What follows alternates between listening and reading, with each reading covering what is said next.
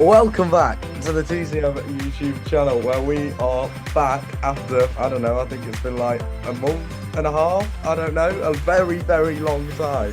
But we are back and we're going to be talking about all the cricketing news and cricketing stuff going on in the world right now. Joining me as ever to discuss this are Rob Rush and Harrison Burridge.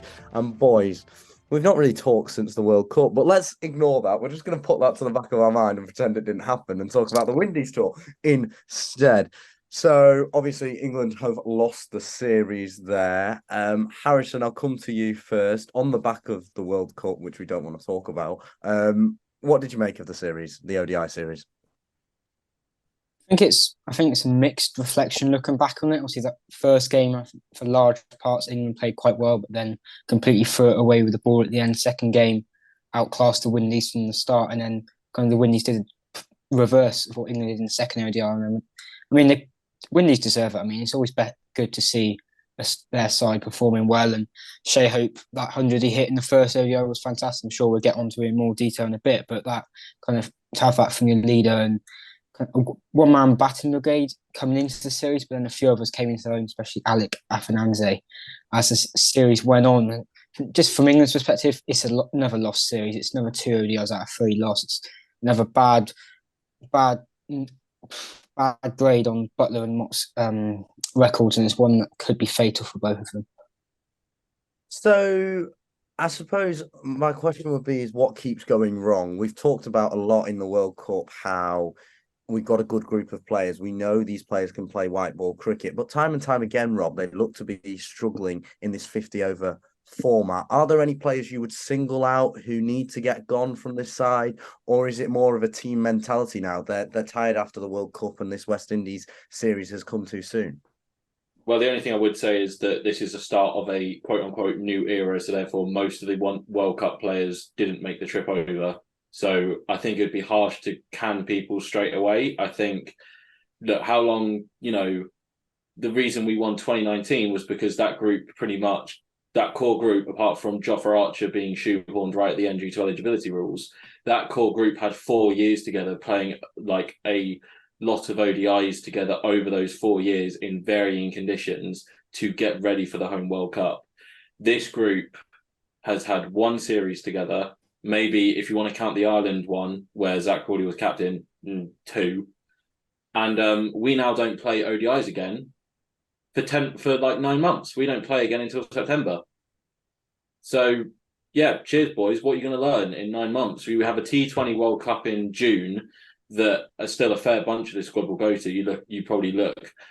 Butler probably has a fair few questions hanging over him, but we all know what he can do, and I think that reputation will keep him in. Harry Brook is now becoming a mainstay in all three formats. I don't think you can write off Ben Duckett. Phil Salt is always going to be in this conversation. Will Jacks is going to be putting his hand up.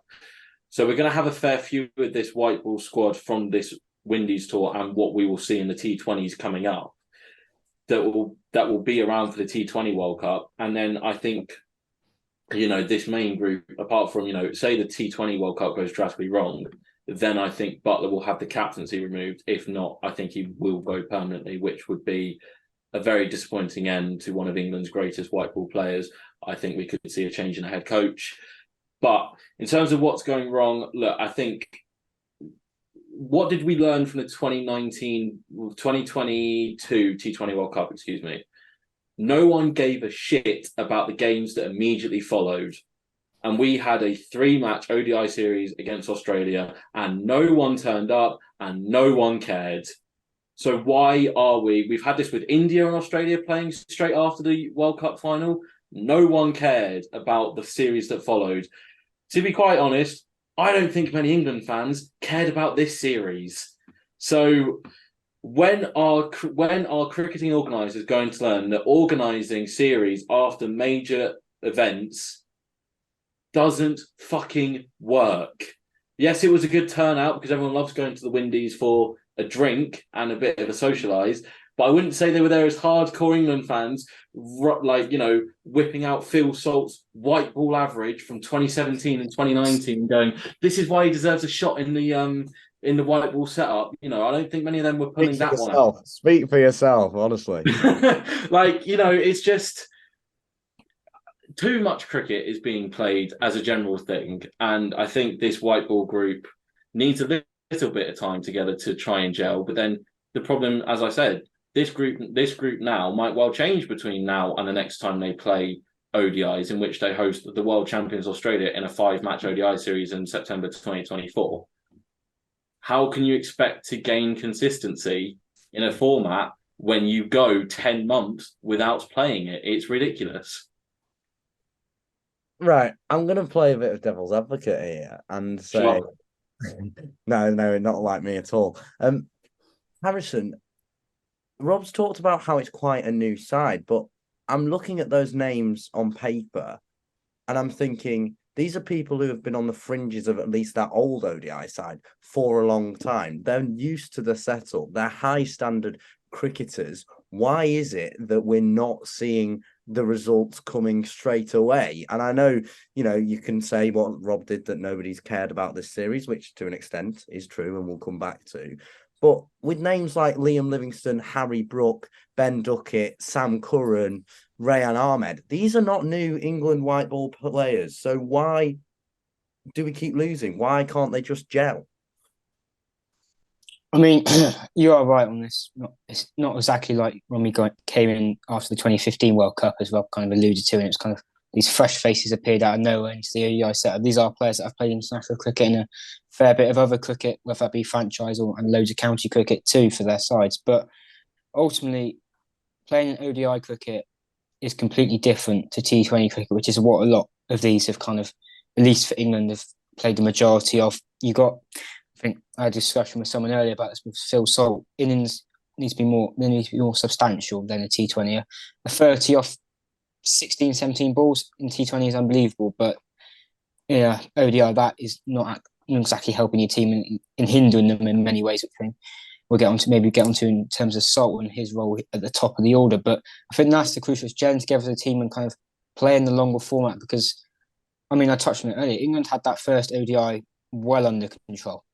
When they got Hetmar out, it was Hope, and then I think it was Shepherd or Rutherford that came to the crease, and you just kind of looked at it and thought, there's no way West Indies can win from here. Shepherd relatively inexperienced, and even though Hope is kind of at the peak of his power, you just didn't think it would happen. But some poor bowling, some great batting, and suddenly the game's changed. That is kind of the crux of ODI cricket. It ebbs and flows. It can change direction within 10 overs, whereas in T20 cricket, the winner can almost be decided within the first 10 overs of the game, and that's kind of set for the remaining 30. But ODI, there is that ebb and flow, and it's gelling together as a side, which this England side haven't. And I think for some players, there's a lack of confidence and a lack of form, especially for the few of them coming off the back of the World Cup. And maybe in the case of Sam Curran, although he did come back well in that second and third ODI for the first one. But that is kind of the ultimate, I think, reason there. Is just they need to gel together as a side, play cricket as that 2019 winning side did in the end, and become an effective unit. Because once they all know their strengths inside out, they can bat together as a unit and bowl and field together as a unit. Let's talk about the top of the order then, because that's something that you mentioned there, Harrison. Phil Salt, Will Jacks opening for England. I think that has a potential to be an explosive pair, and both of them sort of got some runs in this series. Are you excited to see the future for them, Rob? I think we might as well get into this Phil Salt conversation now, because I've been a big fan of him and I've always advocated for him getting a longer run in this white ball setup. But as Harrison has alluded to there, a 30 off 17 in an ODI might as well be a non-score, because you're not sticking around long enough to help build a platform. Yes, I'm all for being aggressive in the power play and going after bowlers, trying to put them off the length, because obviously the first 10 overs, if the ball isn't doing a lot, those are where you're going to score the majority of your runs with only 2 fielders out. But and this is what I think we're now starting to realise, not having Roy and Bairstow, is that more often than not, they found the line between being aggressive and being stupid. If stupid is the right word, might be too harsh. But they found the line, and they more often than not stayed the right side of the line. They more often than not, if one of them went out in the opening 10 overs, the other one normally stuck around till the end of the power play, and then longer into the innings, they got themselves set and they were able to do that damage. Whereas we saw it from Will Jacks in the second ODI, albeit, yes, they weren't chasing a huge total of just over 200, if you get set that in an ODI, you should be 99.9% favourites to chase it down. So Will Jackson, he showed good touch in that innings to be aggressive and then tone it back in when Duckett and Crawley got out, and he saw, he batted a bit of time with Josh Butler and then got himself to, I think, his highest ODI score before getting out. With Salt, I think, is a player who is constant. He's in and around the squad, but then he's never been in the first choice 11. He's only really been dropped in when injuries have occurred or when the series have been done and dusted and kind of, you might as well give games to players that are in the squad but haven't played yet. So that's where the extended run of time comes in of, Butler said on record at the start of the series, Will Jacks is going to open all 3 games. I think that's the way you have to do it. You can't say, we're going to see how Will Jacks goes in the first ODI and then drop him. You can't do that with Phil Salt as well. Phil Salt, these players need to give a run of games to. But at some point, you need a return on the time that you've invested in them and Phil Salt's still, I think he's 27, 28. He's not, he's not 32, 33 where we're thinking, well, hang on, this is really his last shot. I think he's got a fair few more opportunities. But with people like Will Smead coming through, I know Smead has had a bit of a dip the last 12 to 18 months, but he looked phenomenal when he was in form. Zach Crawley could easily make a jump up to the top of the order again, as we've seen as he can do in tests. Ben Duckett could be an option to jump up the order. Like, if you want to go full KP, you would be saying Josh Butler could open, which I vehemently disagree with. But it's KP, and probably vehemently disagree with most of his takes. Like I said, at some point there needs to be a return on the investment that England have made in Phil Salt, and it's not quite happening in a minute. And I go back to Harrison's point of this group needs to gel. Take this away from cricket. If you do something for a week and then don't do it for 10 months and then come back to it, are you expecting to be better? Because all of these guys won't play the One Day Cup. They've got 100 deals, or the vast majority of them will have 100 deals. So with those two competitions overlapping again, they aren't going to play the One Day Cup. So the next form of ODI cricket, or 50 over cricket, they will get is that series against Australia in September, which could well be interrupted by weather. This is just getting to a point now where ODI cricket they're not even trying to hide it anymore. ODI cricket is being pushed and pushed to the brink of non-existence. And ultimately, I don't think we'll get, this is completely off topic from where we were. We probably won't get to 2027. The way ODI cricket is going, we are not going to get there. So, to wrap it back round, look, top of the order, I think Will Jacks, his bowling also gives him a huge advantage. He showed in the last ODI 3 for 22 from 7 overs. I think it was maximum allowed in the rain shortened game. He's always shown that promise to be a bit of an all-rounder. And I think that could be a really good opener in there. Phil Salt, I think, will get another few goes, but at some point, push is going to have to come to shove. And if he can't get meaningful runs, then I think someone else is going to have to make he's going to have to make way for someone else. Not like Rob to take an internal monologue and go off topic. We're so back.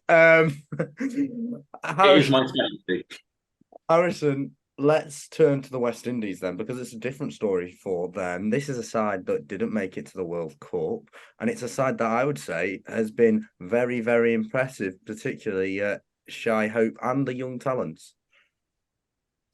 Definitely.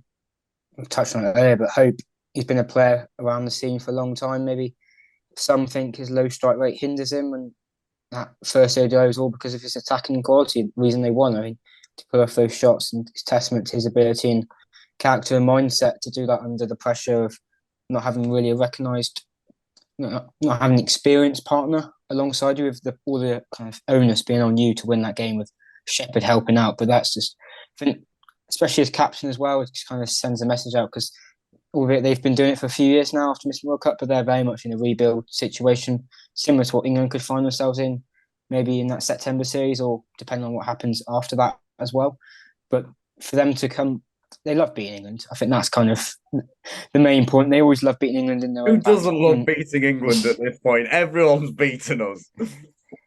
The specialists are West Indies in series in the Caribbean, though, I would say. And I think to kind of get that one under his belt and the confidence it gave the side was a nice little touch as well for one of the young talents. Matthew Ford, who took a very impressive 3 weeks in a spell in the third ODI. I hope let him lift the trophy in the team celebration bit, which is a very nice touch. And kind of think the ethos and team spirit they're trying to build there, maybe. And as I mentioned, Alec Afananze at the top, very promising talent. Brandon King as well. There's a good young core coming through, and I think if they can start to click, maybe the West Indies of old could come through. But it's an impressive first step, but a long road ahead still for them. Heads up, and I think the future is bright for them on ODI cricket if we get any more ODI cricket by 2027, and we will come back to that in a moment. Before we sort of move on and wrap up, I want to talk about something which I find quite funny, which is England's losing record when we're playing on BT Sport, now TNT Sport. They've rebranded the channel. The curse is still there. It doesn't matter what they do. We just can't win when we're on BT Sport. Rob, should we abolish BT Sport and TNT Sport and never give them the rights to anything? Anything? Well, not anything, obviously. Maybe that's a bit drastic, but not give them the rights to any England cricket. I think something has to. I mean, if you wanna lean into that, then maybe something needs to be done about maybe you get some new hosts in, you get some new analysts in, you get some new. Poor old Alistair Cook. I don't know.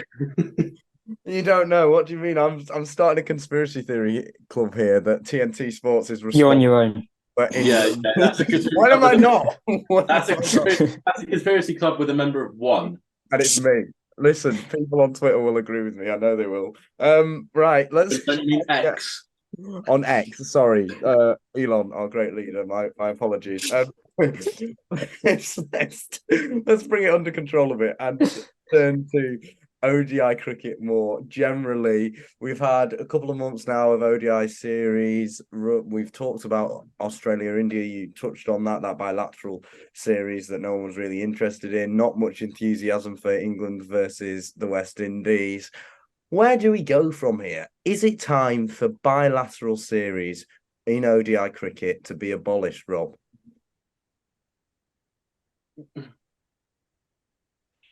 This is tough because as someone who, I think we need to make a lot more effort to make ODI cricket relevant. And for that reason, I'd go no. I think we need to move the other way in terms of we need to get back to playing more ODIs.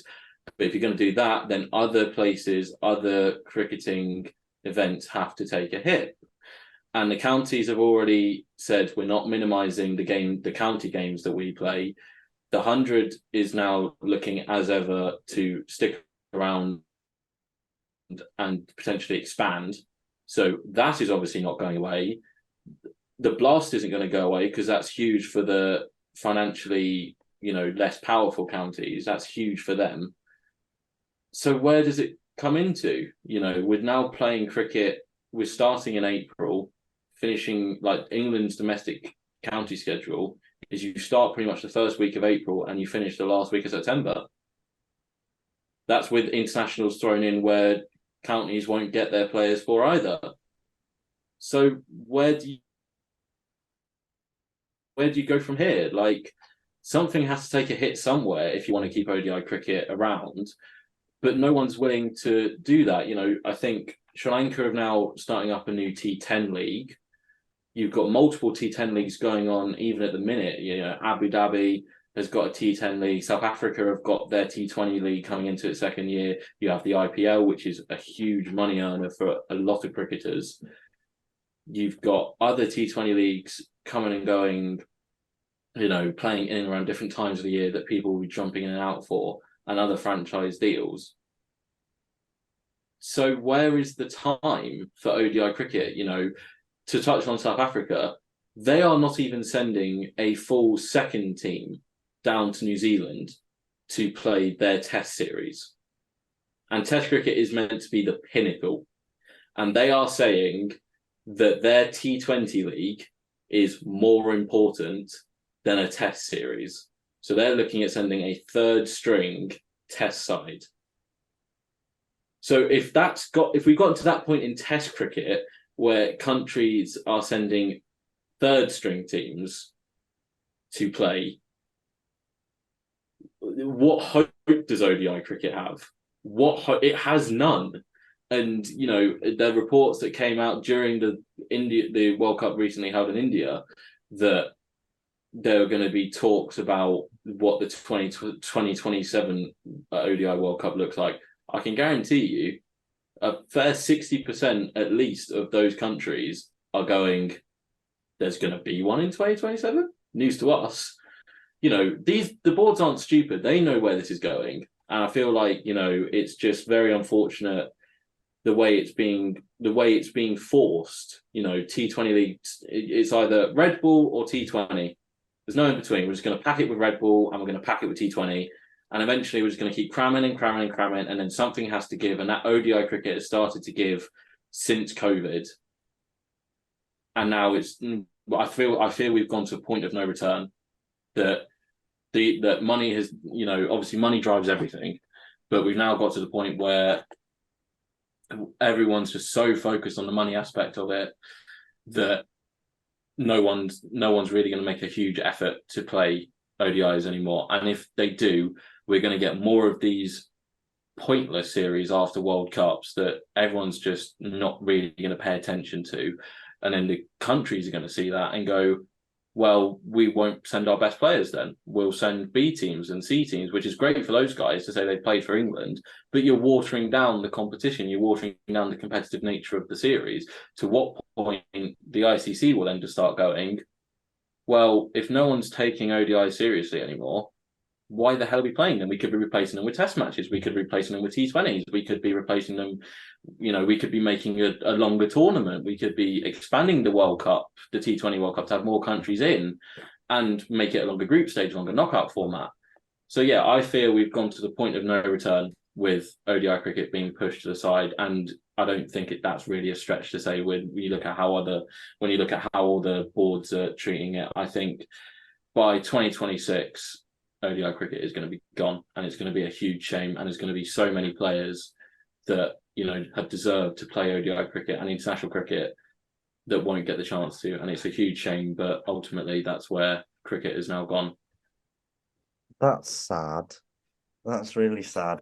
I hate to be sad, but you have to be a realist as well. And I think you do hit a correct point there, and I think you're right. If anything is going to give in the international calendar or the calendar worldwide in cricket, it is ODI, the ODI format, which is so sad given that just 4 years ago, ODI cricket in this country was the thing that brought cricket alive again alongside the Ashes. Look, there's plenty of other stories which I really want to get into that we've missed in the month since we've been here, but let's talk now about England versus India, because they're also touring and also playing some games. And Harrison, I'll come to you about this. They finished the T20 series as we record today, and they won that 2-1, losing the final game by 5 wickets. What have you made of their performance in this series? I think just to start initially, it's a massive victory regardless. Going to India, taking the first 2 matches and winning the series is fantastic. It allowed a bit of rotation in the squad, rest a few players, and India did the same as well, but who knows, it could have been 3-0 if it was still full strength as well. But after the kind of debacle and all the talk around playing spin after that Sri Lankan series, the back end of our home summer, I think it's a real statement to go out there and win so clinically and confidently as well, because that's second T20 only yesterday.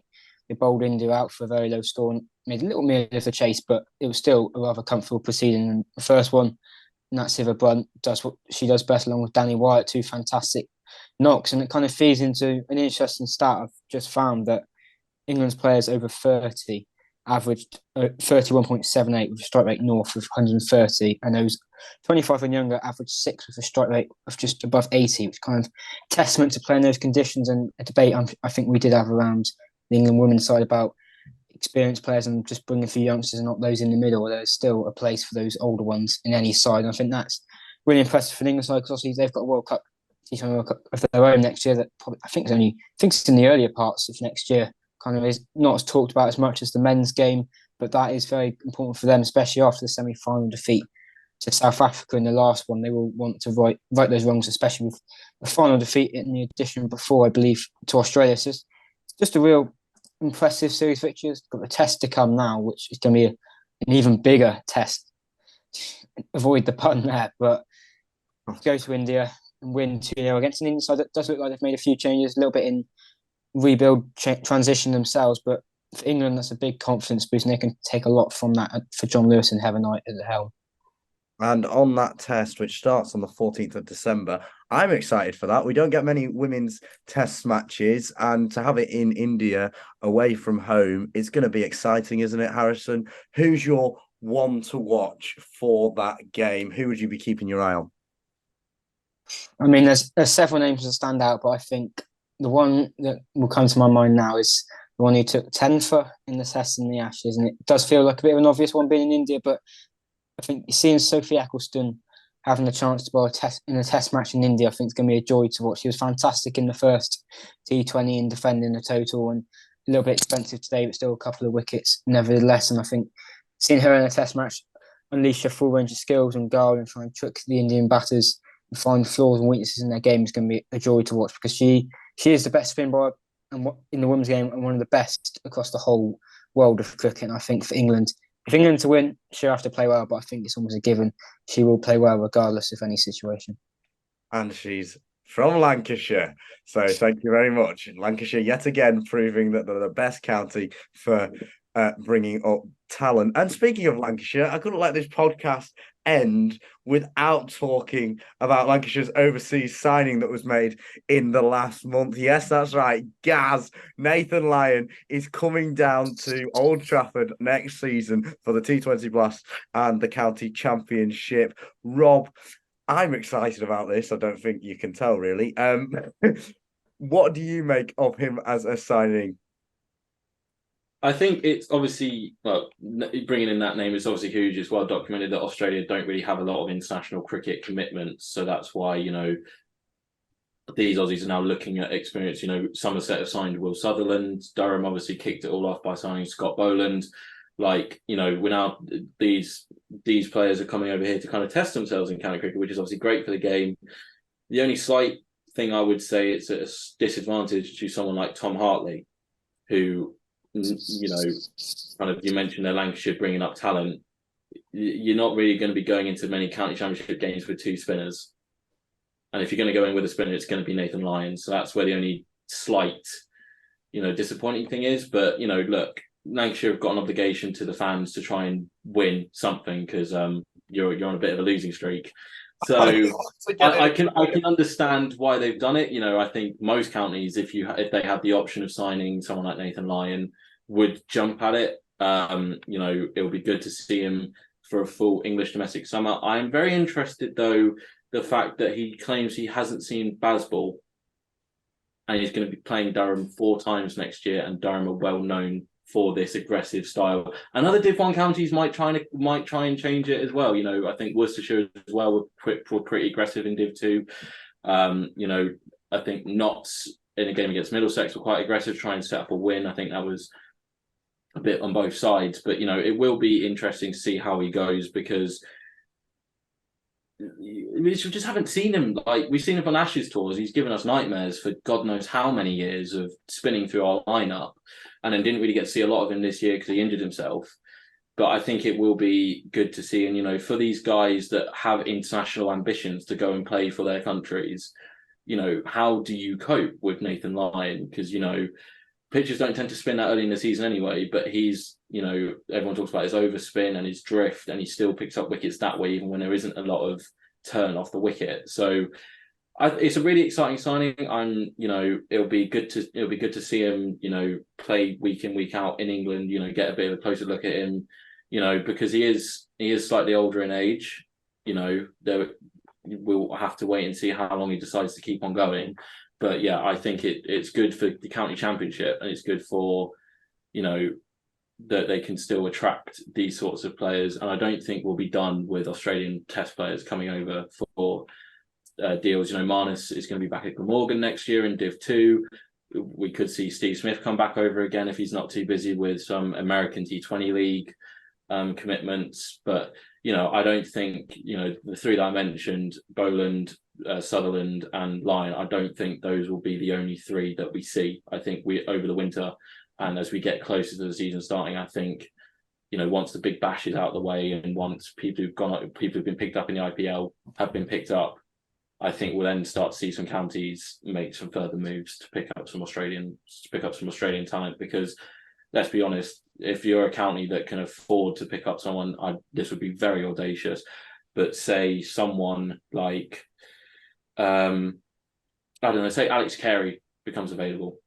He's not on the best run of form, but are you seriously telling me that counties in Div 1 or even Div 2, if he's not that expensive, I don't think many of them would pass up taking up someone like Alex Carey. So yeah, I think it'll be quite interesting to see over the next 8 to 10 weeks who becomes more available for county cricket next year. I can't believe we're already talking about the 2024 season. I'm already excited. I can't wait. I can't wait either. And we're back to normal service with Rob bigging up Durham and me bigging up Lancashire and Harrison just sort of sitting in the middle. A bit of breaking news from Ali Martin of The Guardian is that Callum Parkinson and Tom Hartley are in the mix for England's India tour, which is very interesting. We don't have time to get into it, though. And if Tom Hartley's playing Test cricket next year, I'll be very, very happy. Anyway, it's been a pleasure to be back. My thanks to Harrison and Rob for joining me and letting me waffle about cricket for half an hour or so. If you enjoyed, please do like and subscribe, and hopefully we're going to bring you something Christmassy next week. But for now, it's goodbye and thanks for watching.